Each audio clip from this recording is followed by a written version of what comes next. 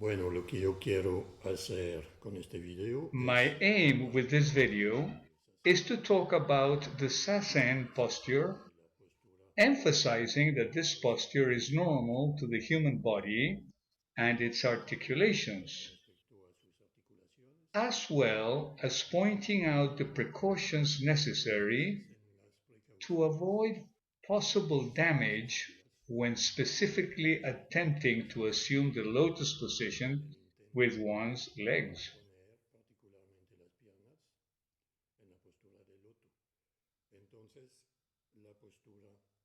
The profile posture in the photograph is of Master Kodo Sawaki, next to a drawing depicting the normal vertical posture of the human spinal cord. In the close-up, you may observe that the drawing of the spinal cord is exactly superimposed over Master Sawasaki's zazen posture. Thus, the position of the spinal cord, as from the lumbar part, is the exact normal vertical posture of the human spinal cord. And obviously, the posture of the head follows the posture of the spinal cord. Now, with respect to the position of the legs on the lower part of the body, you can observe that the kneecaps are practically in a flexed position, with a small angle between leg and thigh, which are not exactly on the same plane.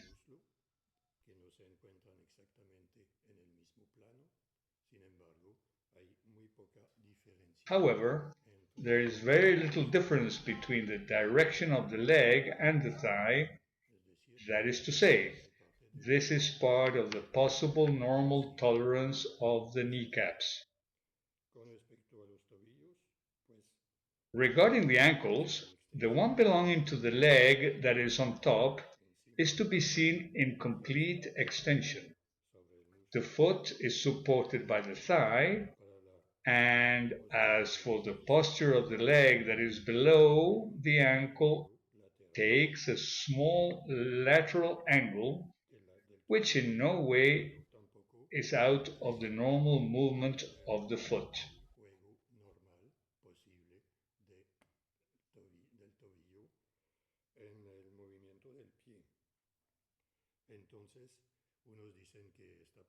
Some maintain that this posture produces damage to the leg's articulations. I disagree.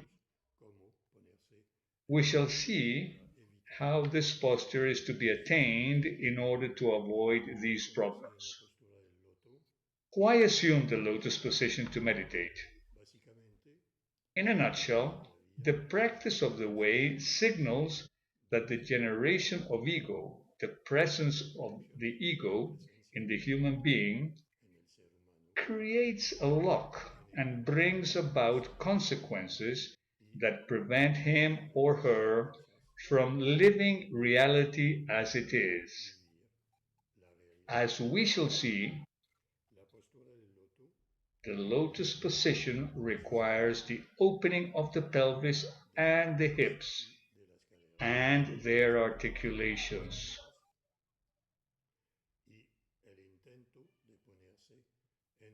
Any attempt to assume this posture will bring one to confront this lock, present wherever the ego manifests itself in a human being. You may think that by flexing the articulations of the hips, the lotus position can be attained. That is not so. As I have said, the presence of the ego does not allow the opening of the hips, because it generates lock tensions that create a barrier between the body and the rest of the universe.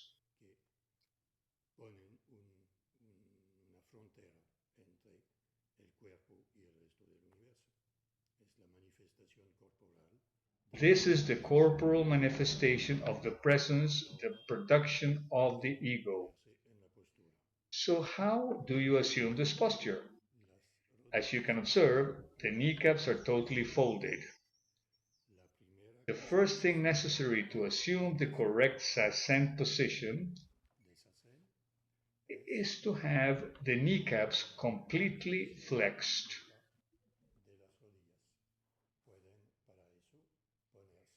To do so, you may assume the kneecap position, sitting on one's feet with the big left toe over the big right toe.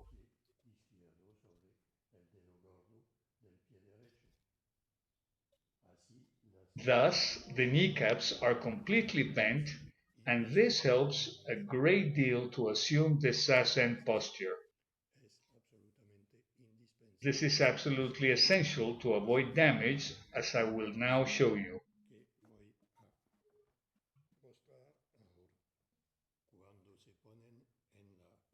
When you wish to take this posture, I advise you to do it as follows. Sit at the center of the cushion and bend one leg completely until your heel is in contact with your buttock. Once the leg is completely bent, you place your foot on the edge of the cushion, you lower your kneecap and allow the foot to slide until it rests on the floor so the leg is completely aligned.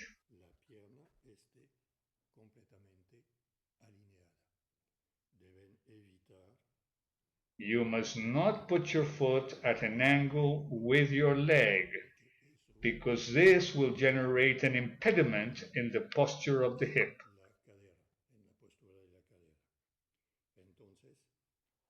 So place your foot well aligned with your leg, and when you do so, I advise turning slightly towards the foot, so as to place your hip in a more favorable posture for what is to follow.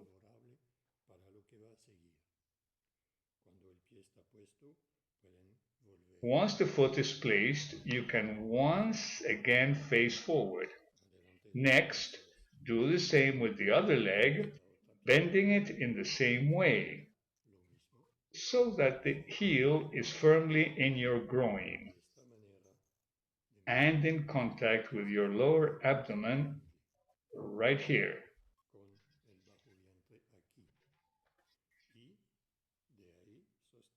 From there, and holding your foot like so, and helping it to turn, you can lower your kneecap and do the same body movement towards the foot, eventually lowering the body and facilitating the exercise in order to place the kneecap in a good posture. I am now going to pinpoint what happens in the position of the leg and the kneecap when this movement is done. Watch carefully as I do this movement. Here, I went down. Now I turn my body towards the foot. You can see that the leg and kneecap also turn, and this makes much easier the posture of the leg and the support of the foot with the sole turned upward as much as possible. So the foot can rest on the thigh with all toes aligned, and the extremity of the toes are realigned with the outward edge of the thigh, like so.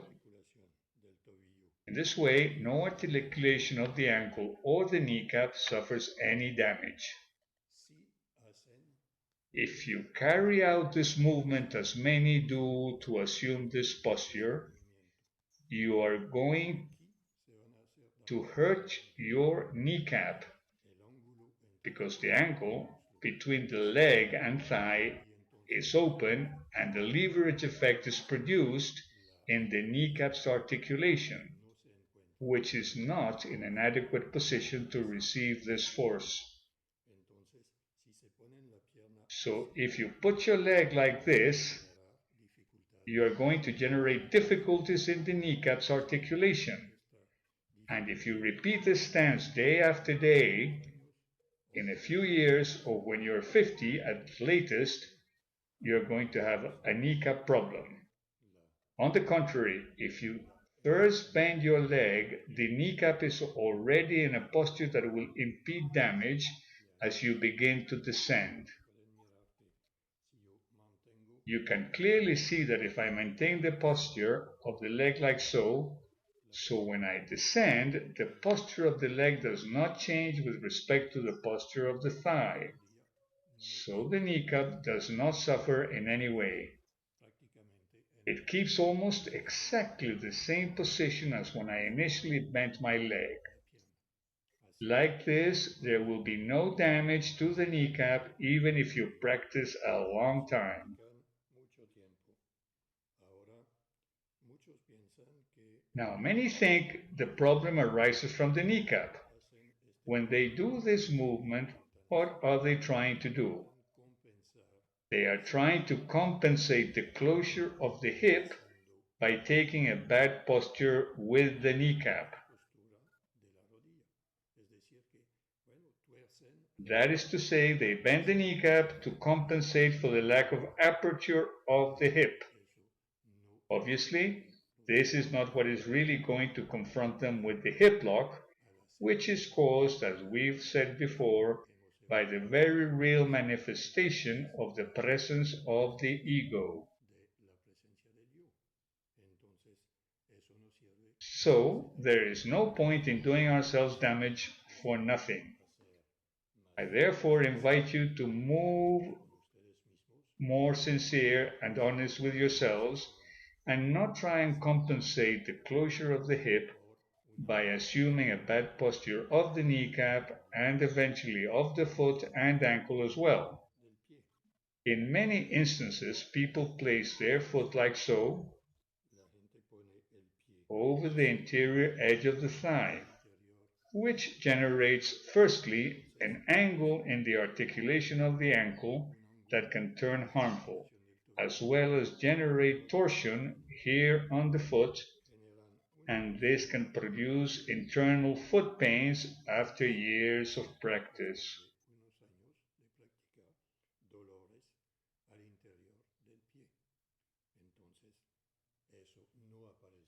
This will not occur if you take the precautions I've indicated by spinning the body towards the foot to facilitate a good posture of the kneecap, as well as a good posture of the ankle, which is to be found here fully extended.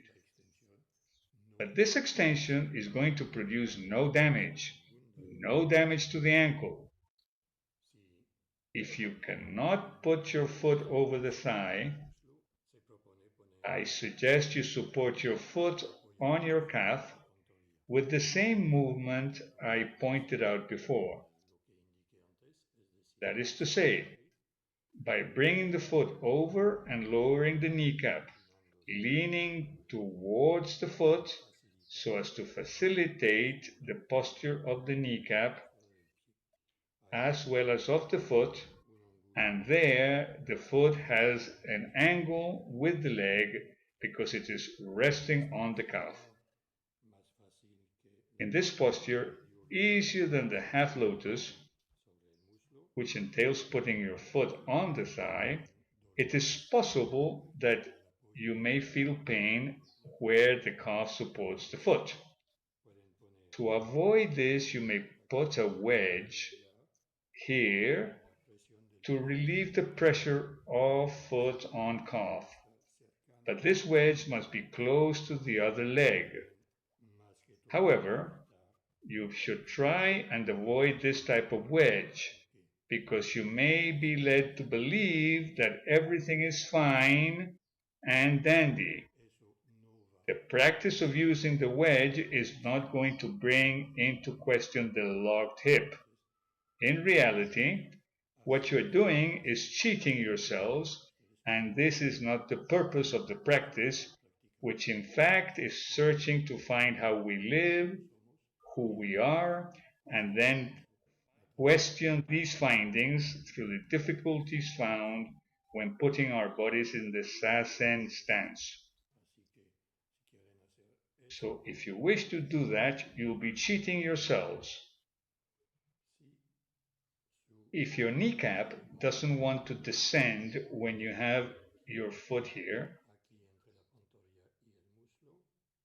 between calf and thigh, then you can try to put your hands forward and as far as possible forgetting all else.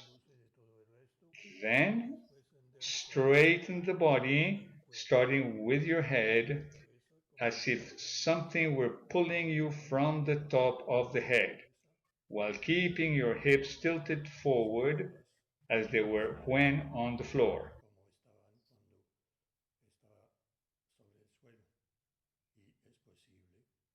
Then it's possible that your kneecap will remain in the contact with the floor, and probably you may again have difficulty in keeping the kneecap on this point.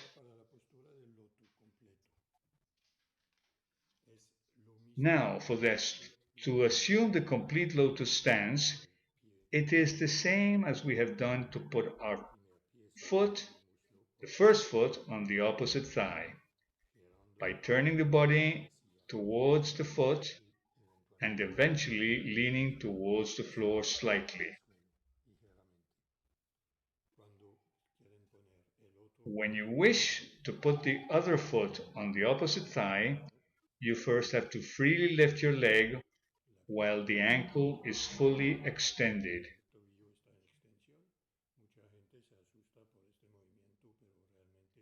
Many people get scared by this stance, but really it's no more difficult than putting one's foot in the half lotus stance, then moving the foot while opening the kneecap as little as possible, so as to place the foot here, with the heel right in your groin, and accompanying the foot to turn it upwards and placing the kneecap on the floor.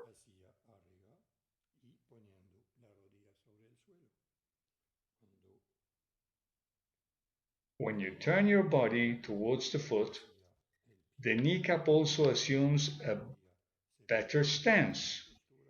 You let go of the foot and then you resume the normal posture in front of you.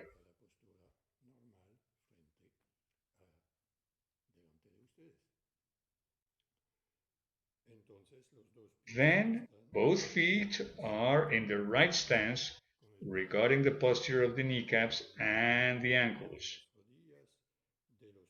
This stance requires an opening of the hips and then the pelvis, because it stretches the lower abdomen and liberates it, because it brings into question the tensions we have here.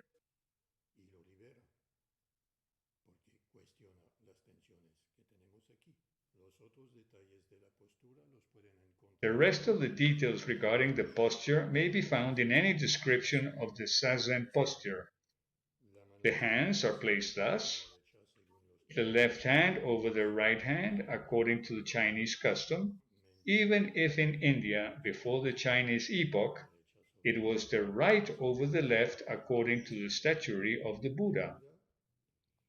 And the thumbs are in contact at their extremities, while the hands are oval-shaped.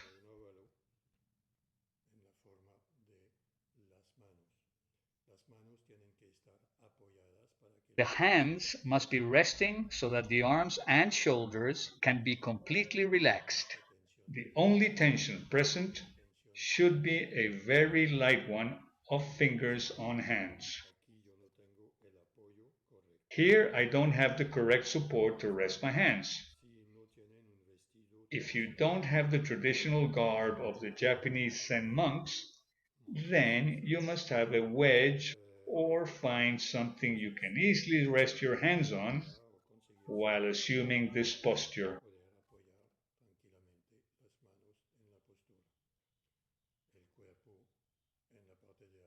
The upper part of the body opens, the head assumes a natural stance regarding the posture of the spinal cord.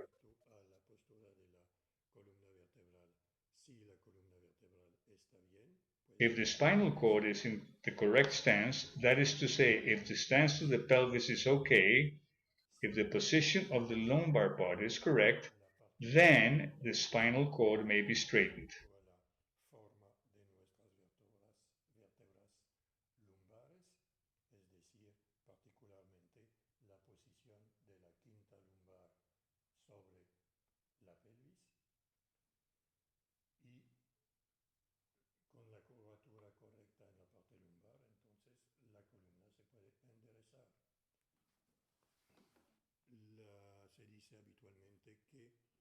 As a norm, it is said the chin is set inward, but this must not come about because of a rigid neck, but because of a correct continuation of the spinal cord stance.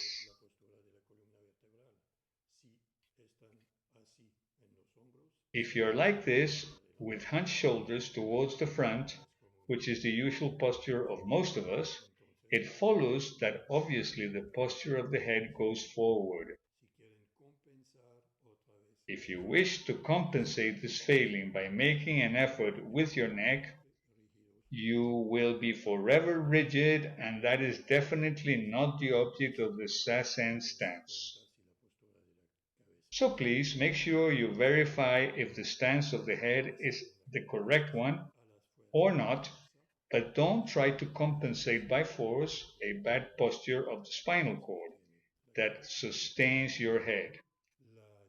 The direction of your eyesight is downward, give or take 45 degrees. Eyes should be half open and focus on the infinite, not on a fixed point on the floor.